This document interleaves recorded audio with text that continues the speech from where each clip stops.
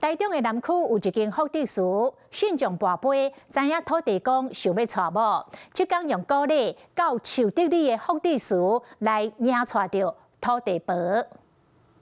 中岛摆真侪品类，边个有传统的三轮车，里面欢喜迎车土地婆准备出嫁，并为树德里土地公庙外，结到江学的土地公庙。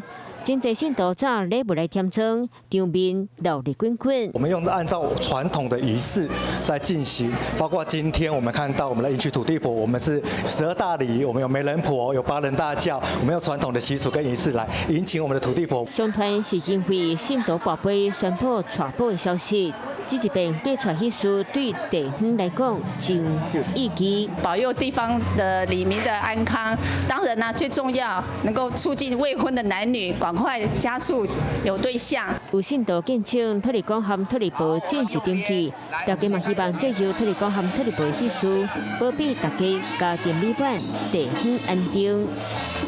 Hello， 大家好，我是林依文。想要抢先掌握最及时的新闻资讯吗？赶快订阅、按赞、开启小铃铛，锁定华视新闻的 YouTube 频道。